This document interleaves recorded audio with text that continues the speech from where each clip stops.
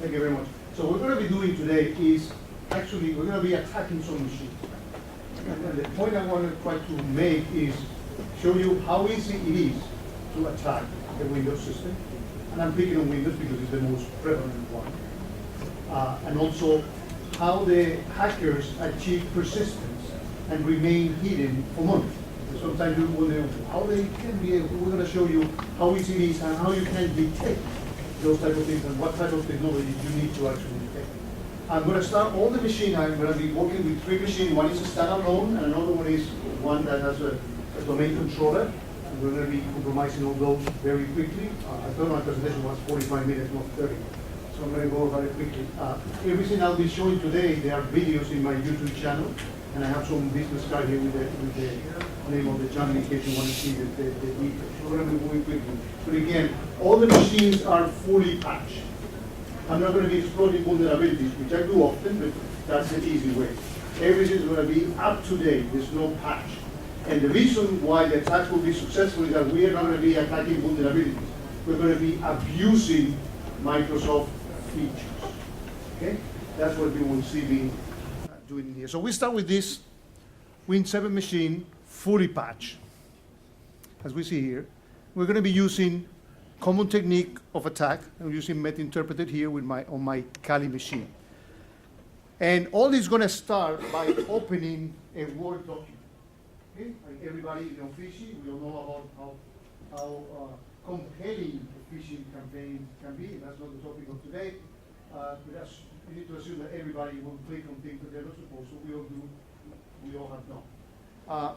But what's going to happen is I have my attack here ready to be launched on my Kali machine.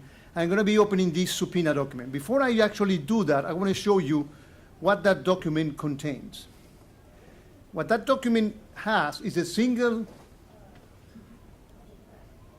Word macro that actually has this. Let me actually try to zoom this so you can get a flavor of it. You see that line where it reads PowerShell, execution power? That's what it's going to be doing. PowerShell is something that is in every Windows machine. Okay? But this PowerShell is being executed with a couple of options. Well, first, what it's going to do is it's going to go to the Kali machine, which is the address 124, and it's going to download an executable called mylog.exe. Okay? And it's going to put it in a temporary directory, and it's going to launch it as a service. So as long as that service is running, I will have a beachhead onto that machine. But the bad guy what they are doing these days is that they are not going to be sending the command in clear text, because you can have an SIEM that can pick up the logs and can detect those things, right? What they do is that they use a Microsoft feature called encoding. And Microsoft provides in PowerShell the option to do -encode, and you see that even the -encode is actually obfuscated with escape characters. And the string that you see on the top is exactly the same thing, the one below, but that one is encode base64. Encode base64 was created to send over the text channel non-textual information. So you can abuse it, and the bad guys actually doing this. How can you detect those type of things? Let's start with that. Let's move this downward and open the actual subpoena document. So what you see is when the document opens, this is a complaint about my license. I honestly put a license here, but I don't know what happened with it. But that's irrelevant. The attack already took place, and I got my beachhead here. You see there's a session open, and I can use that session.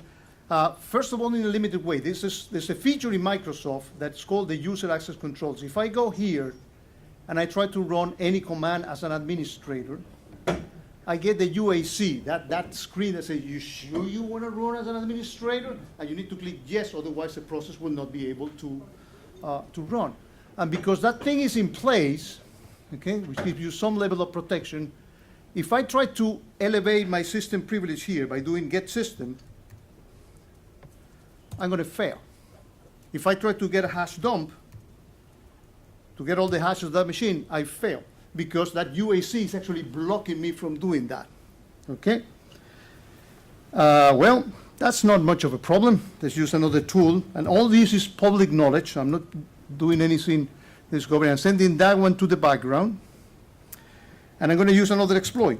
Use exploit. This is even friendly. The Windows type, local, and it's called bypass UAC. That's precisely what I need to do. Now I said the session that I put before, and I do an exploit. And what you will see is that actually, if the attack is successful, I get a second session, but this session is actually particularly interesting. Now if I do get system again, I succeed. If I do a hash dump, I get all the hashes of that machine. So I'm the king. That machine is mine. But now let's actually go into the Curator system and see what is that Curator has been able to detect. And I will explain why. Well, it actually says, notice, and I'm going to evaluate, I'm going to go back into this because I'm going to keep on doing more attacks to achieve persistence. But this attack, we can actually go in there, trying to go a little fast. If we go into the details and we display the rules, display, didn't even know that there was a microphone here. Notice that it has detected that Metaxploit was actually used, command shell, unsigned executable, DLL hijacking. By the way, DLL hijacking sounds like a very sophisticated attack. No, it's just another Microsoft feature. If you're running an executable that requires a DLL, and if the DLL is in the same directory as the executable is running, Windows says, oh, I don't need to go and look for the DLLs. I can use it here. It's right here. So use it. So that's called DLL hijacking. So all those things have been detected. And again, on the YouTube channel that I have, my business card have the name of the channel. I have all these things described in more detail. So you can actually see them with more. So notice that it detects that a PowerShell malicious was used with the encode command. I mean, somebody using PowerShell is kind of rare, but using PowerShell with encode, that's damn fishy. I mean, nobody should actually be doing that. You need to investigate that, and you want to make sure that you detect those type of things. Now, let's achieve persistence of it. And I can even show you how the tool decodes what's in there and detect that. But the Curator has that capability. When it sees stuff that is encoded base 64, it actually decodes and then analyzes what's in there. So let's go back to the machine, because what I don't have is persistence. So if I close this session, then I lose access to the machine. And I want to make sure that I can remain there forever, for months at a time. So what I'm going to do is I'm going to go into with a shell, here. If I execute a shell, now that I'm super user, if I do who am I, you see that I'm not admin. Notice that. System. There's no higher powers than that. So I have total control. And because of that, I can actually begin to do a couple of things in here. Let me show you. The first one that I'm going to do is I'm going to execute in succession, again, because of time, these commands in here. Well, this select is the one that shows you in Curator how I decode the command. I'm going to omit that, but I'm going to execute these commands. I'm going to be adding into the Windows registry, again, Microsoft features, a couple of commands. The first one basically says that I'm putting in this Windows entry, I'm putting that my load.exe will always be executed. So anytime that this machine reboots, my load.exe get executed, and I get another window ready to attack. But I can do even more stuff like that. So let's actually execute the first command to show you how easy this is. Oh, sorry.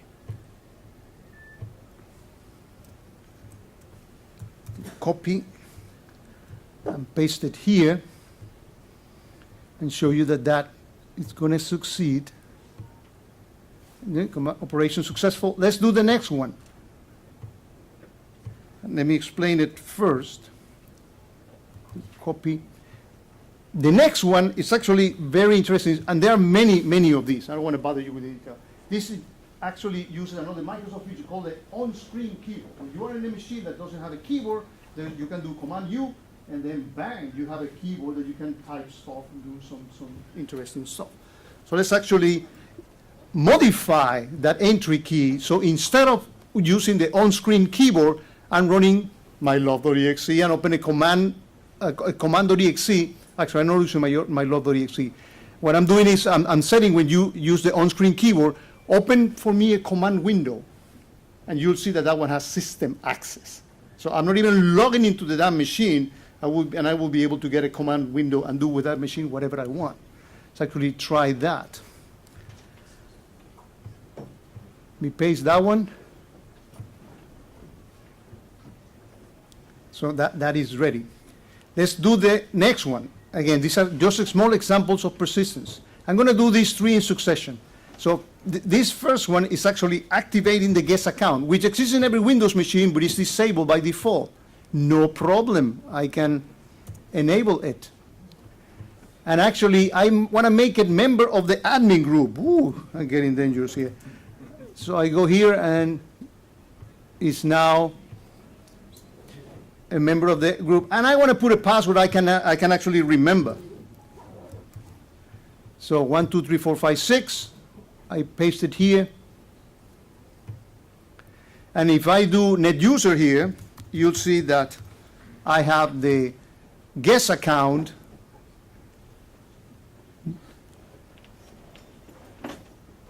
Did I enable it?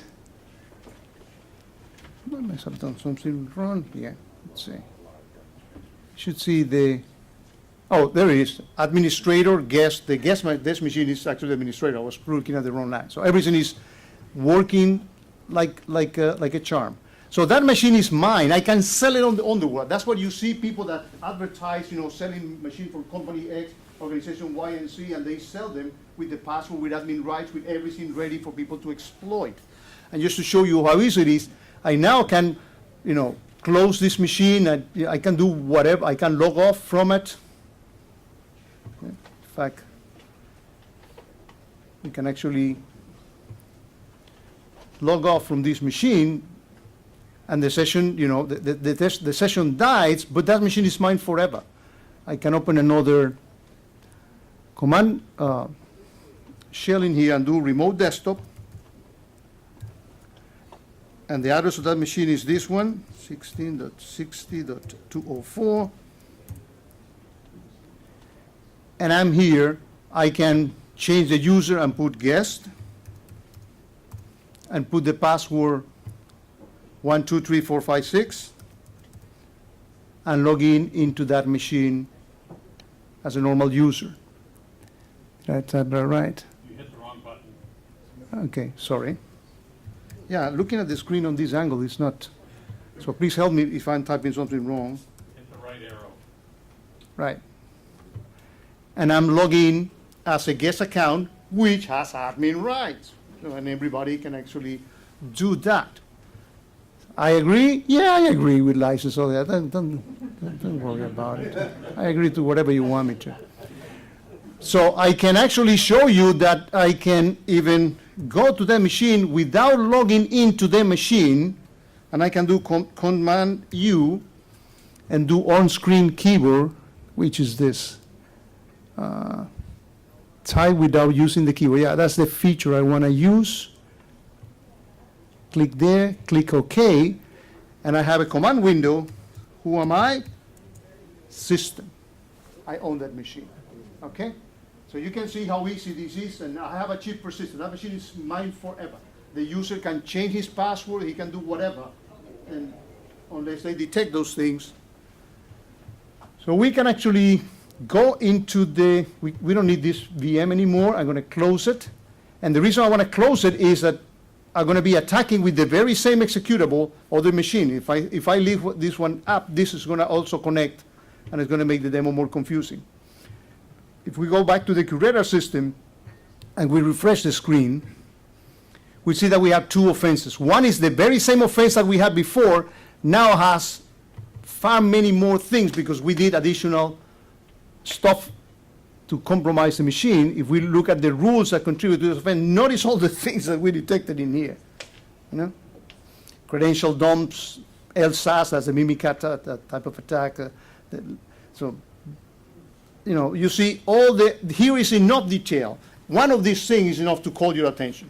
These are all the things that were detected. How does Curera detect that? There's a free feature in Microsoft called System Monitoring, Sysmo.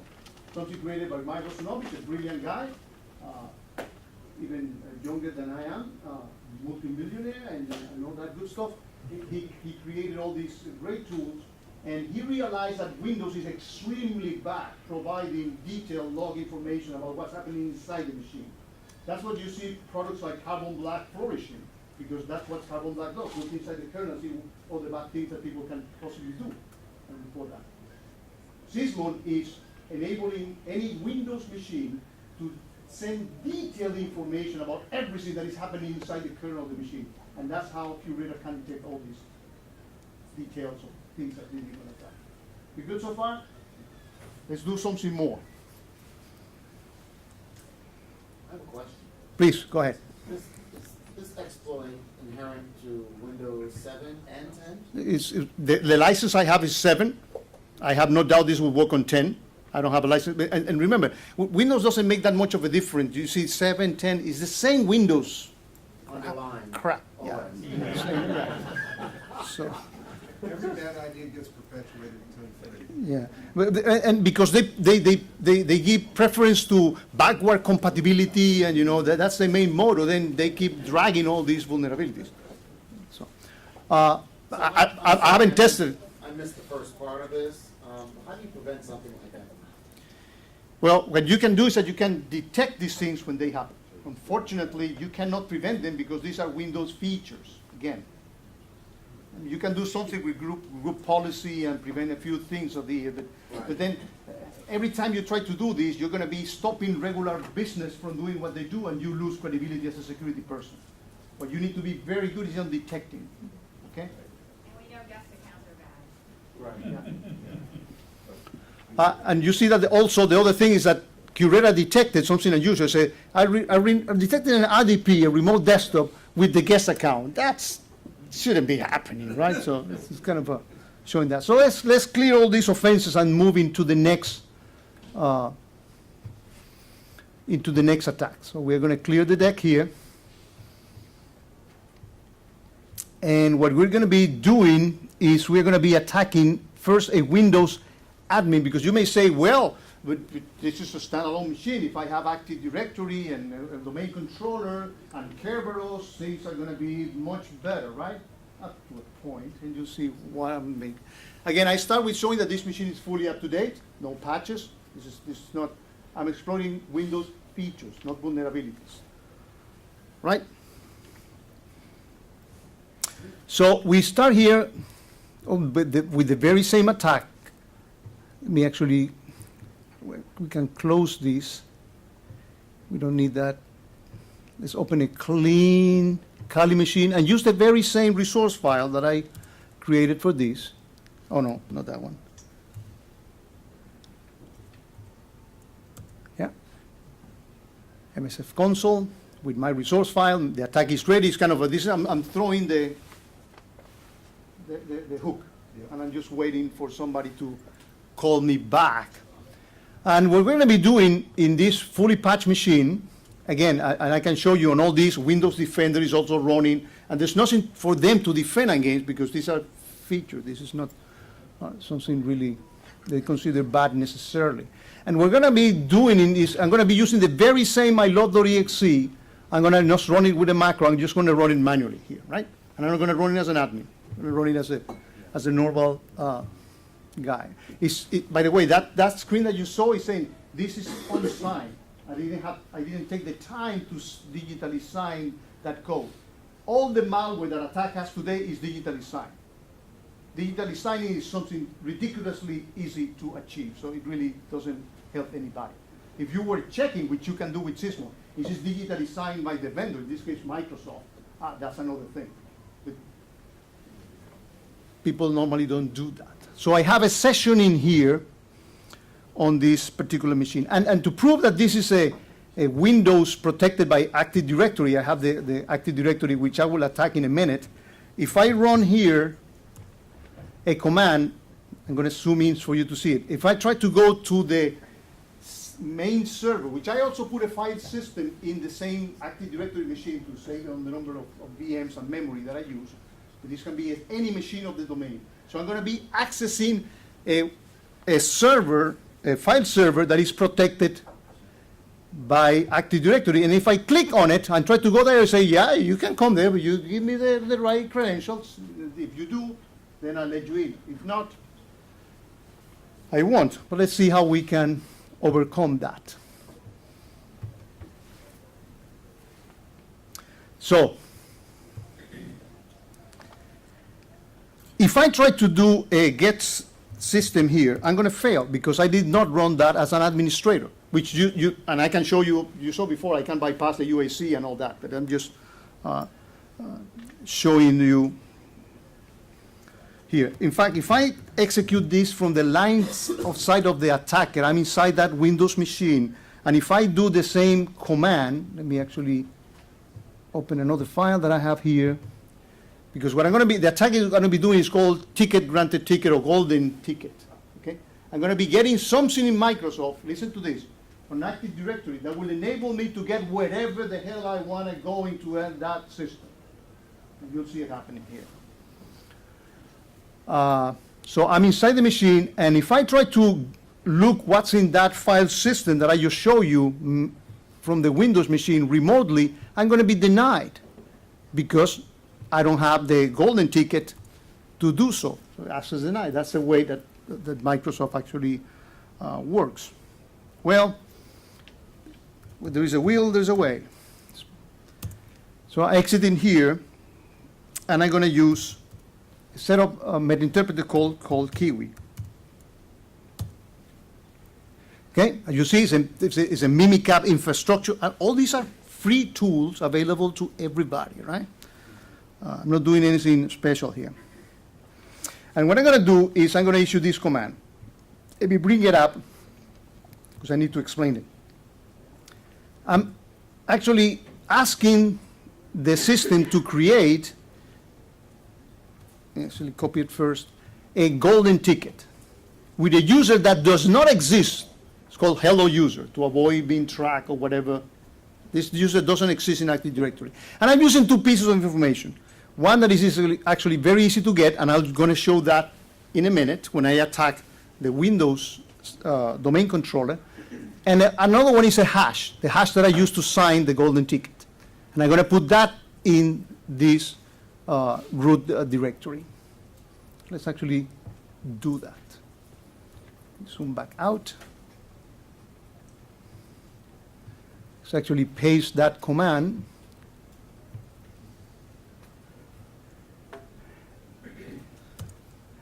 And I got my ticket. The next thing that I'm going to do is I'm going to actually use that golden ticket.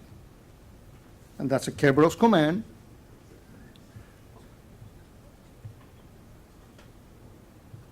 I paste this in here.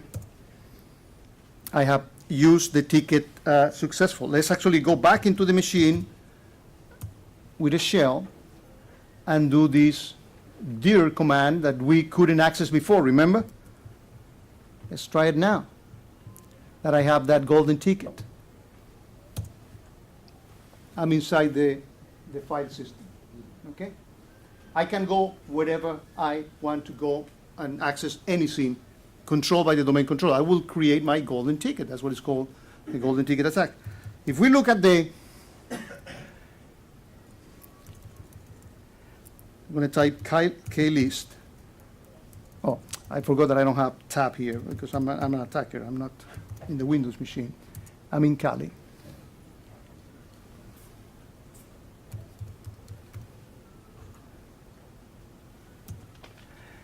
Didn't type it right. I mean, it's very hard to see the screen from this angle.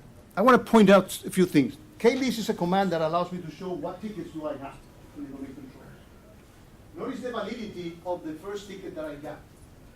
Tickets typically issued for 8 hours, 1 day, etc. This one, I have 10 years. Okay? That's pretty good.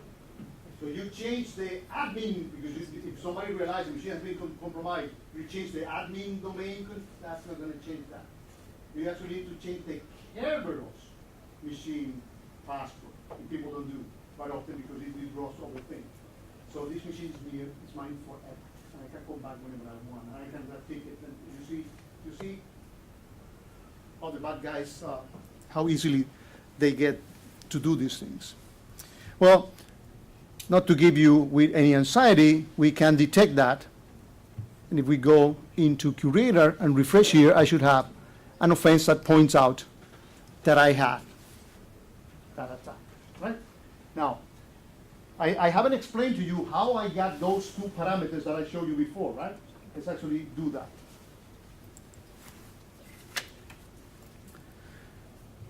Let's clear the offenses, make sure that we don't get confused here.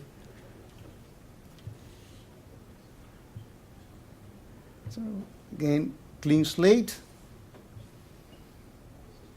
Let's minimize. We actually don't even need this machine anymore. Let's actually bring the domain controller to the main view. One of these is the domain controller. Here it is, right? So again, I start by showing the machine is fully patched. And I do this before I show every time this, because Microsoft always surprises me, even though it's not a patch Tuesday, and sometimes they have a new update. So I wanted to do this before I came. So machine fully patched, life is good. We're gonna, oh, I didn't mean to, oh, I think it was a timeout. So let me log in again.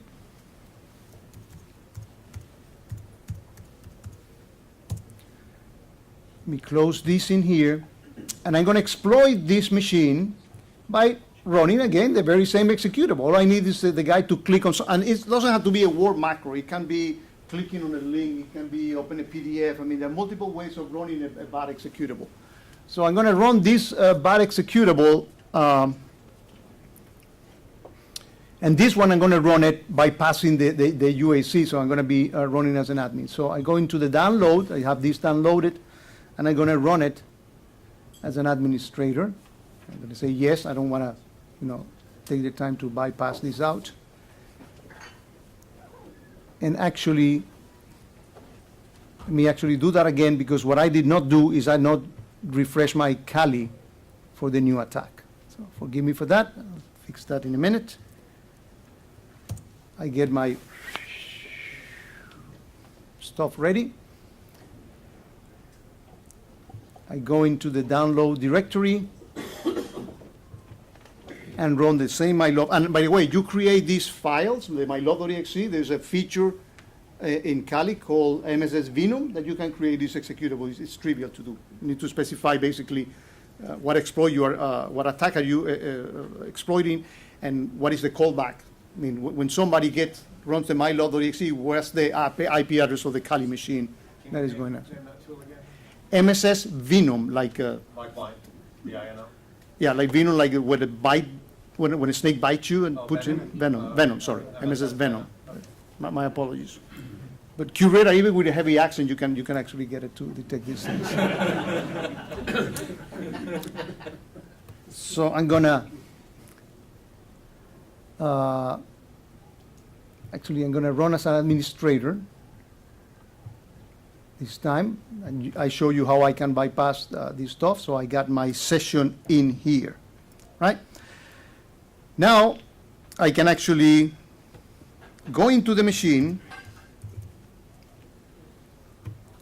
go into a shell. So I'm remotely. I'm inside the Windows machine, and if I do who am I? Did I type that right? Guys, help me there if I did not. /user.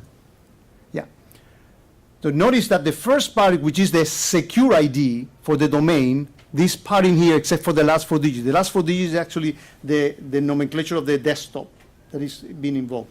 This string here is the SID of the actual domain controller. That is the parameter that you saw here. Let me actually zoom that out.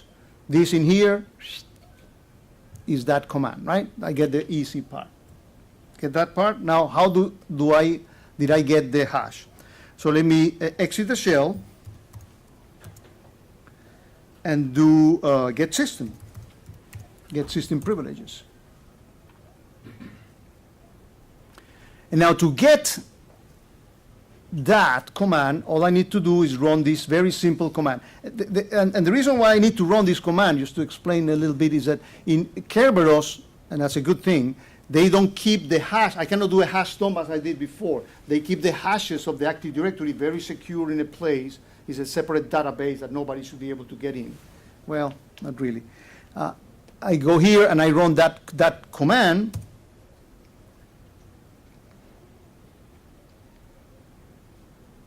And I was able to,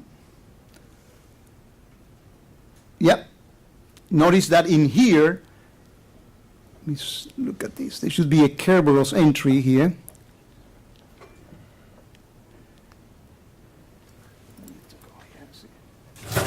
I want to put the IBM logo down. So, maybe I do. So you see this entry here, Kerberos, right?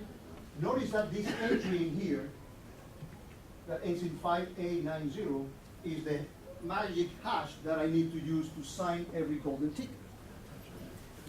And that is precisely what I show you that I use here.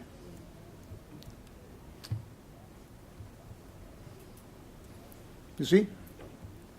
Now, time out, right? Yeah. So what I wanted to show today, again, I exploited Windows features.